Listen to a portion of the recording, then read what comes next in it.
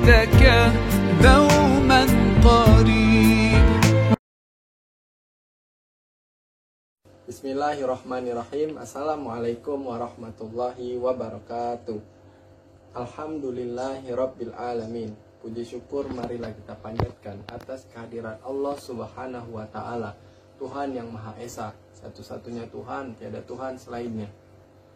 Tuhan yang Maha Esa yang memberikan kita Islam, status sebagai muslim, muslimah, status sebagai orang-orang yang selamat sampai detik ini tanpa kita memintanya sebelumnya.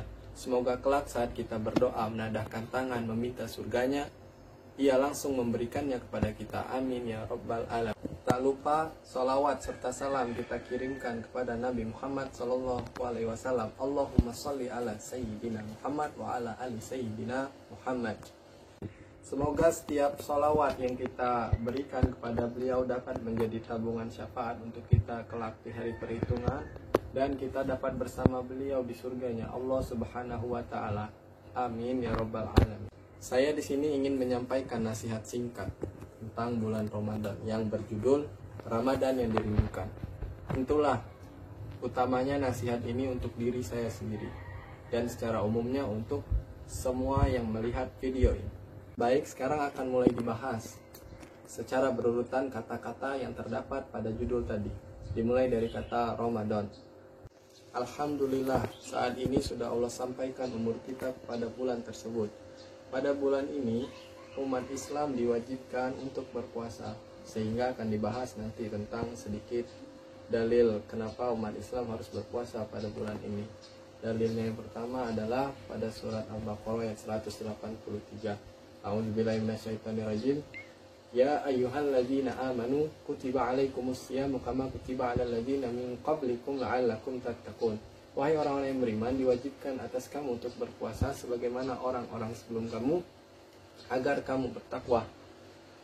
Itu dalil pada bulan Ramadan umat Islam harus berpuasa. Dilanjutkan dengan ayat 184.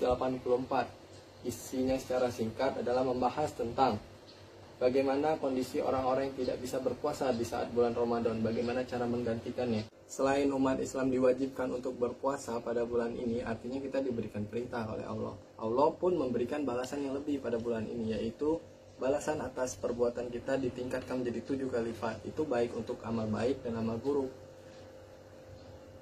Contohnya, kita ambil contoh amal baiknya dalam membaca Al-Quran. Pada bulan-bulan biasa, satu huruf Al-Quran itu dibalas dengan 10 kebaikan. Sesuai pada hadis Rasulullah SAW tentang membaca Quran pada bulan-bulan biasanya. Siapa yang membaca satu huruf dari Al-Quran, maka satu kebaikan baginya. Satu kebaikan dilipatkan menjadi 10 kebaikan semisalnya. Aku tidak mengatakan bahwa alif lam mim itu satu huruf, melainkan alif satu huruf, lam satu huruf, mim satu huruf. Dari hadis ini kita dapat menyimpulkan bahwa kalau kita membaca 3 huruf maka balasannya ada 30 kebaikan. Ini pada bulan biasanya. Sedangkan pada bulan ini Allah tingkatkan lagi menjadi 7 kali lipat. Berdasarkan perhitungan balasan kebaikan di bulan biasa dan tambahan kebaikan atau tingkatan di bulan Ramadan, kita dapat menghitung sendiri pahala yang kita peroleh dari membaca Al-Quran. Dimisalkan H adalah banyak huruf yang kita baca dari Al-Quran. Sedangkan pada bulan biasa kita mendapatkan 10 kebaikan, artinya H akan dikali dengan 10. Ditambah lagi ini bulan Ramadan, maka ditingkatkan lagi sebanyak 7 kali lipat, sehingga kita dapat membuat rumus. Banyak pahala yang kita peroleh dari membaca Al-Quran, yaitu H dikali 10 dikali 7, atau singkatnya adalah H dikali 70. Jika kita membaca Bismillah atau Basmalah pada bulan biasa, Basmalah terdiri dari 19 huruf. Pada bulan biasa maka kita akan dibalas dengan 19 dikali 10 kebaikan, atau 190 kebaikan. Nah, pada bulan ini kebaikan tadi ditingkatkan jadi 7 kali lipat, sehingga Basmalah yang kita baca pada bulan Ramadan akan dibalas dengan 190 dikali 7, sama dengan 1330 kebaikan. Itu jika kita membaca Basmalah pada bulan Ramadan. Kenapa Basmalah dihitung sebagai kebaikan? Karena Basmalah merupakan ayat pertama dari surah Al-Fatihah, dan surah Al-Fatihah merupakan bagian dari Al-Quran. Contoh lainnya kita ambil adalah surat Al-Ikhlas. Surat Al-Ikhlas terdiri dari 47 huruf. Jika pada bulan biasa maka 47 tadi akan dikali dengan 10. Sedangkan pada bulan ini kita akan dibalas lagi 47 dikali 10 dikali 7. Maka kebaikan yang kita peroleh adalah 3290. Sehingga dari basmalah dan surah Al-Ikhlas kita sudah memperoleh pada bulan ini sekitar 4.500 kebaikan. Arti membaca, terkait membaca, apakah yang hafal Al-Quran itu juga mendapatkan balasan kebaikan yang serupa? Ternyata arti membaca pada hadis di dalam Kamus Besar Bahasa Indonesia memiliki 5 artian. Yang pertama, saat kita membaca dan memahami. Jadi ada suatu tulisan, kita baca dan kita pahami tanpa mengucapkannya, itu disebut membaca. Yang kedua, kita mengeja.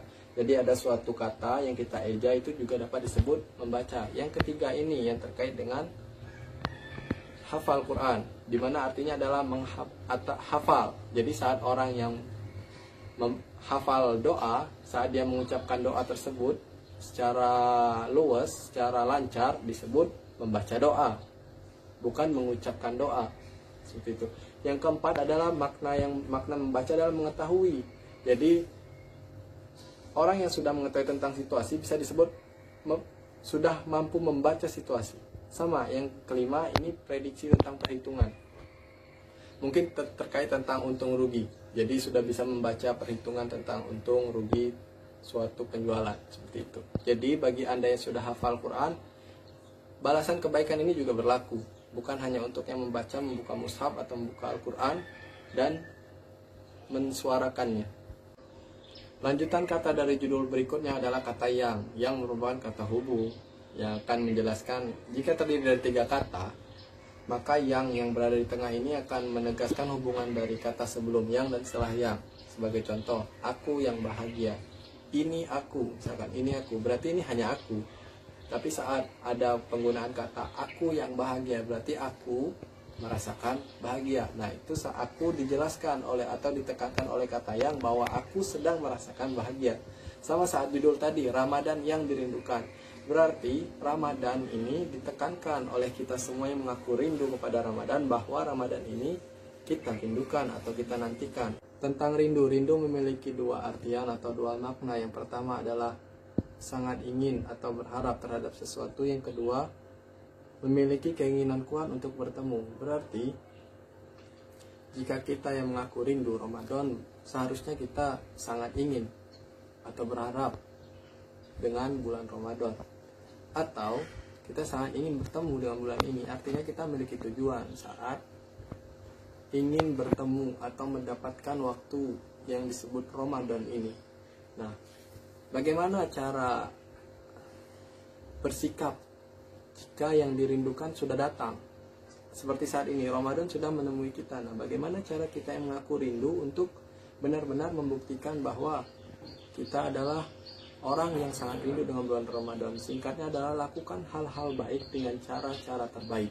Sambut dia dengan cara yang terbaik, bergaul dengan dia dengan cara yang terbaik, bahkan jika pun harus berpisah dengan cara yang baik, dengan hati yang ridho. Sebagaimana ridhonya hati kita saat menyambut kedatangan Ramadan, seharusnya kita pun ridho dengan kepergian Ramadan nanti. Sekian nasihat singkat dari diri yang fakir ilmu dan lemah ini. Mohon maaf atas silap kata yang telah saya lakukan. Kesalahan tentunya datang dari saya, kebenaran mutlak datangnya dari Allah. Akhir kata, Allahumma faqihni fiddin wa alimni ta'wil. Innama amruhu idza arada syai'an ay yaqula lahu kun fayakun. Assalamualaikum warahmatullahi wabarakatuh.